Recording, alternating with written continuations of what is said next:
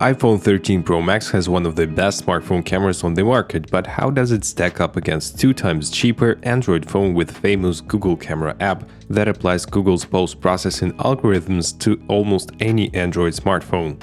Let's find out. What's good guys, my name is Oleg Nikitin and you're watching No Limits on channel. So today we're comparing OnePlus 7 Pro, which retails for about $600 to $700 for 256 gigs version, and iPhone 13 Pro Max for 256 gigs for $1,200. I have to mention that I've uploaded both RAW and JPEG photos from OnePlus with Google Camera app, as well as iPhone photos and stock camera JPEGs from OnePlus to a cloud, so you can download the files and play around with those yourself. The link is in the description. Also in the description you'll find the Google Cam mode I used. Some people say that it's not the perfect one, so I'll leave a link to a website with a ton of different modes for different smartphones as well, so you can pick up the one that fits your particular smartphone in the best way. So now let's get to the comparison. So guys, we're starting the comparison. iPhone is at the left and the OnePlus Google Camera app is on the right. Straight away I can see that we do see some difference in color, but it's like negligible. iPhone has a bit more contrast, you can see it right here on the windows, it's more kind of dark, and right here we can still see some detail in the windows. And also I do see that the sky is a bit more saturated, more bluish, whereas the OnePlus Google Camera app, it's like more neutral. I do like this look a little bit more, and now let's have a closer look. So when we zoom in, we can see the detail level, and I can say that probably iPhone has a bit less. We can see less of those patterns right here. But on OnePlus and Google Camera, we can see some mess right there, and also this part looks like over sharpened. We see some strange patterns right here, whereas right here we can see straight lines pretty good. So it's more or less similar performance, a bit more over sharpening, let me say right here, or probably it's a bit more detail. It depends on how you look at it. But overall, I would say that this picture looks a little bit more pleasing and sharp. If you look right here at the buildings, as well as right here, it looks like more messy and meshy. Don't forget guys that I'm using the main camera of the iPhone 1X as well as the main camera of OnePlus 1X, because it's the only camera on OnePlus that is supported by Google Camera app in my build, my mode. So in this shot we do see the difference in color, a bit more purple and magenta right here, a bit more green right here. Actually it's a matter of personal preference, let me say, but overall both pictures look pretty good. When we zoom in, we do see the difference in sharpness, and the iPhone looks more of like a painting, and let me say it's less natural. And this building looks pretty good in my opinion, and I think that the Google Camera app is doing a great job right there. So let's move on, and here we have the portrait mode with 1x camera mode, and as you can see iPhone does a lot more blur. We do have the post-processing abilities, so we can change the amount of blur and so on, but actual separation from the background is pretty bad on the iPhone. We can see a part of the glasses, let me zoom in a little bit, this part of the glasses, this part with the hair, and overall this part is pretty bad. So it's a tough situation. We see a lot of hair right here and so on, but iPhone is not doing great. But overall quality, as you can see, the sharpness right here, we can even see some wrinkles and so on, is better than with the Google Camera app because it's cropping in a little bit, and the separation on the Google Camera is also not perfect.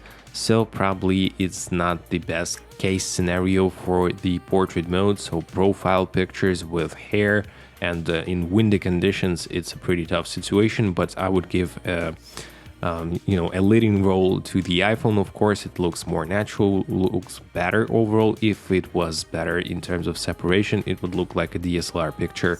So you gotta be careful, take, I don't know, maybe 3, 4 or 5 shots with your iPhone with the portrait mode, and you'll certainly get better results. So the next shot guys is very close, let me say. Only difference I see is the amount of contrast. We see more contrast on the iPhone, and also the colors, the tints. Once again, this one is a bit more magenta and this one is a bit more towards cyan. I do prefer the cyan look because it's more true to life, what I saw with my own eyes. But you can dial this in with the post-processing easily, like within 1 second. And when we zoom in, we see that the difference is pretty negligible. I can say Probably iPhone has a bit less detail and more noise reduction, but I'm not sure. Share your thoughts in the comments, guys. This shot really impressed me with the Google camera. Can you see those little bars right there? And I can almost not see those right here on the iPhone. Overall, the iPhone looks more contrasty, and also this part of the sky looks almost kind of blown out, overexposed, whereas this part looks pretty good in my opinion. And also the color of this photo is more close to life once again than this one. So big shout out to Google algorithms. Good work, guys. So now let's jump inside the building, and once again I don't see any dramatic differences. Probably we have to zoom in a ton. Yeah, when we zoom in I do see this mess with the iPhone. It's pretty, ugly, to be honest. And tag I'm not sure how to pronounce it. This sign is looking better with the Google camera, but we see a bit better performance right here than right here. So it's kind of back and forth, guys. So you have to keep in mind that it's all about post-processing and how the processor and the algorithm decides what to enhance, what to, crush the shadows or to lift the shadows and so on. So one more shot of the skyscrapers, guys. No dramatic difference, to be honest. Just have a look at those two. To me, they are looking pretty much identical. So here's the next shot, guys. I can say that it's pretty much more beautiful on the iPhone, let me say, because I see more detail in this area. I see less blown out highlights right here and right here on the iPhone. And on the OnePlus we see pretty dark shadows. The colors are almost all the greenish ones, and I don't see kind of separation of colors. They're all pretty mashy and greenish. So in this case I do like iPhone's picture more, but when we zoom in we can see that the amount of detail is kind of looking better on the OnePlus when you see these lines, and when you look at those lines you can see that they are kind of more blurry and over sharpened. So I would say OnePlus is better here. I'm not really sure, but it looks like. And the same situation right here, we can see more detail in this area, better sky reproduction in my opinion, but overall pretty comparable shots. So the next shot is looking very, very close and almost identical. Once again, a bit more contrast on the iPhone, but overall the color reproduction, the dynamic range, overall feeling about the picture is very similar, to be honest, which is pretty impressive, by the way. And if we zoom in, we can see a bit more detail on the iPhone. Let me say in those bricks right here. Here it looks a bit mashy, probably too much noise reduction, but overall pretty good performance by both phones. And I'm just impressed how close the colors are. Look at those colors, they are very similar. So here is the indoors shots. It's not really telling you anything because it was too crazy in terms of changing the light. But overall, both phones are doing not the best job, but I can say that the iPhone retains a bit more detail in his skin. And in this shot, you can see that it's too blurry. We almost lose all the detail on his hair and so on, but it's not the best representation, of course. So here we have a better representation shot with the night mode shot.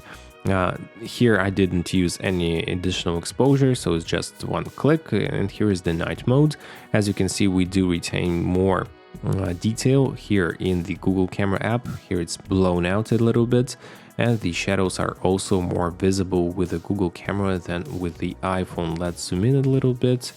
Yeah, as you can see, we cannot see any details right here, and we do retain some detail here. This sign is looking pretty much better on the Google camera, and overall the branches, the trees are looking similar, but I would say they're more bright and having more dynamic range with the Google camera. So the next shot is pretty much identical in terms of sharpness, in terms of white balance and so on. A bit different white balance right here. I do prefer this white balance, to be honest. And also the purple color is kind of more towards pink on here and more towards magenta right here. In the real life it was more towards magenta, so thumbs up for Google camera. Let's move on. And in this shot you can see that it's pretty messy because it was the pretty long exposure, and both shots are kind of blurry, to be honest. The iPhone is too blurry, You see a lot of noise. It's hidden behind darker shadows right here. We see some artifacts and so on, so I don't really like the picture from iPhone. Probably it was a handshake a little bit because my wife took this picture, just, you know, snapping the picture, not holding the phone too steady. But overall, I can say, yeah, Google camera in this case looks better. So the next night shots with the night mode, of course. Right here we can see that iPhone is looking already pretty dark and doesn't retain a ton of highlights in the sky. But let me say, when we zoom in, it's looking more like a painting right here, because we don't see almost any detail on this tower. We don't see any detail here on the building almost. To be honest, it's pretty hard for me to choose. I would say they both look bad. But if you want to upload this picture to Instagram, you can use either phone, whatever. Nobody will notice any difference. So I was not able to compare selfies because it simply didn't work with OnePlus 7 Pro in my build with Google camera. So I simply took two pictures of OnePlus with the regular camera, one brighter and one darker, because it doesn't have HDR obviously in selfie portrait mode. I mean, just selfie mode. And with the iPhone, we do see that we retain the sky detail, my skin doesn't look too dark, and overall it's a better selfie camera phone.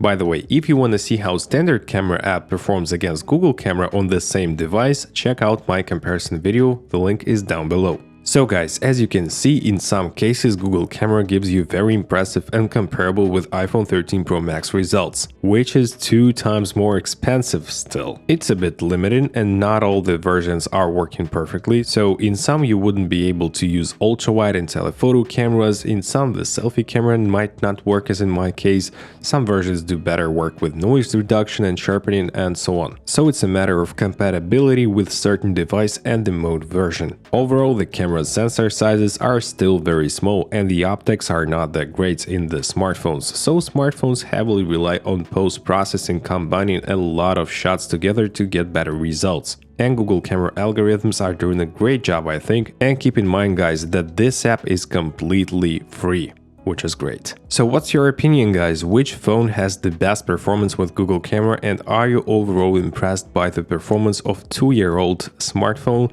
and also its 2 times cheaper smartphone against Apple's flagship? Share your thoughts in the comment section below. If you did enjoy this video, feel free to smash the like and subscribe buttons as I say in my videos and hit the notifications bell. Here are a couple of videos for you to watch next, and I'll see you guys in the next video. Take care, bye.